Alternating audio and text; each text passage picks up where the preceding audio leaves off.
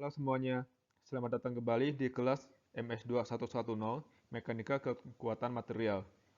Pada segmen sebelumnya, kita telah mempelajari bagaimana cara menghitung tegangan normal pada batang aksial, yaitu dengan rumus sigma sama dengan P dibagi dengan A. Pada segmen ini, kita ingin mengaplikasikan rumus tersebut dalam menghitung tegangan normal pada suatu batang yang diberi beban aksial. Ini adalah contoh soal yang ingin kita bahas untuk kali ini. Suatu batang pada gambar berikut mempunyai ketebalan yaitu 35 mm dan thickness sebesar 10 mm.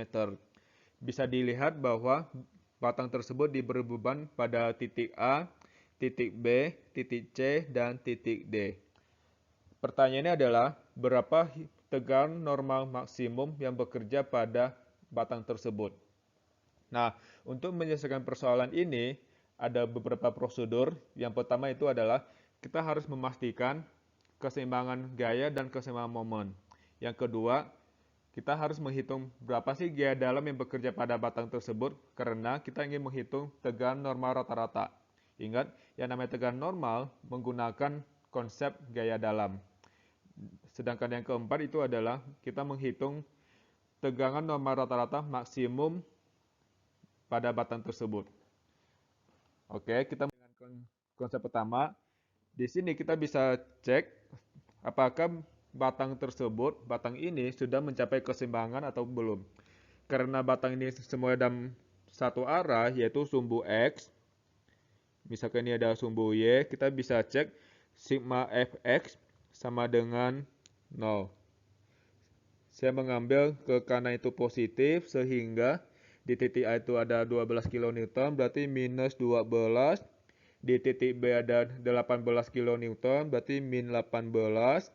Titik C ada 8 plus 8. Dan titik D ada 22 plus 22 sama dengan 0. Ini nanti kalau kalian hitung akan mendapatkan 0 sama dengan 0. Artinya, batang ini sudah mencapai keseimbangan gaya. Berikutnya kita ingin menghitung berapa sih tegangan normal yang ada di batang tersebut. Ingat, sebelum kita menghitung tegangan normal, kita harus menghitung gaya dalam terlebih dahulu. Nah, karena pertanyaan itu adalah berapa tegangan normal rata-rata maksimum pada batang ini, berarti kita harus mencari di lokasi mana sih gaya dalam maksimum.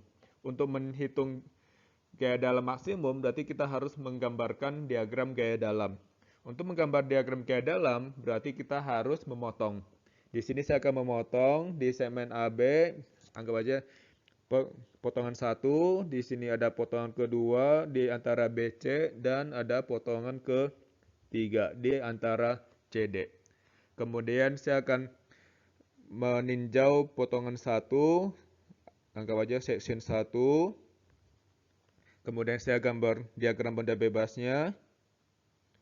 Di A, ini adalah A, ada 12 kN. Otomatis di potongan akan ada gaya normal, gaya geser, dan ada momen lentur.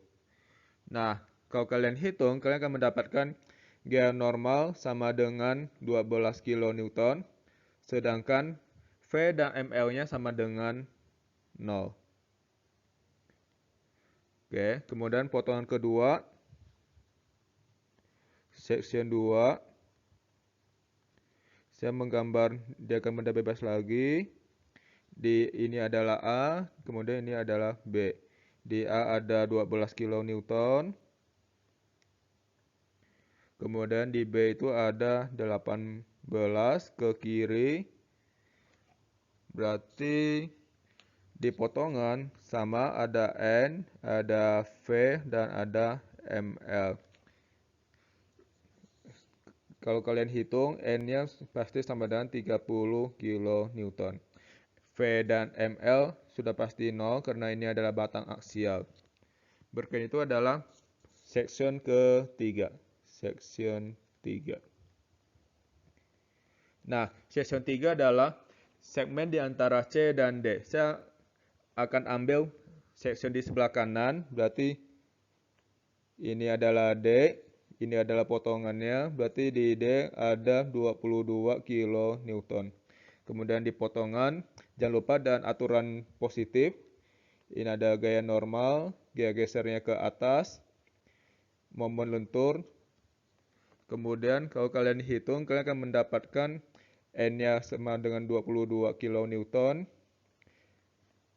V-nya sama dengan 0, ML sama dengan 0.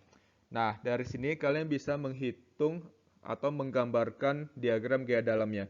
Saya tidak akan menggambar diagram gaya dalam V dan ML karena semua segmen, semua section sama dengan 0. Saya hanya akan menggambar yang gaya normal saja. Let's say ini adalah A, ini adalah B, ini C, ini D.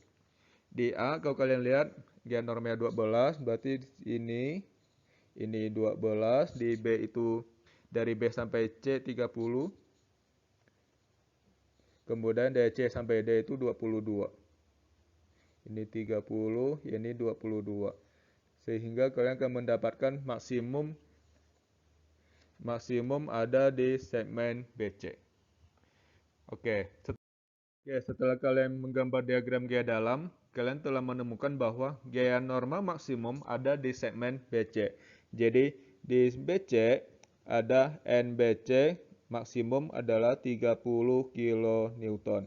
Dan kalau kalian lihat lagi, ketebalan dan lebar dari batang adalah konstan dari A sampai D. Sehingga luas permukaan di sepanjang batang itu konstan.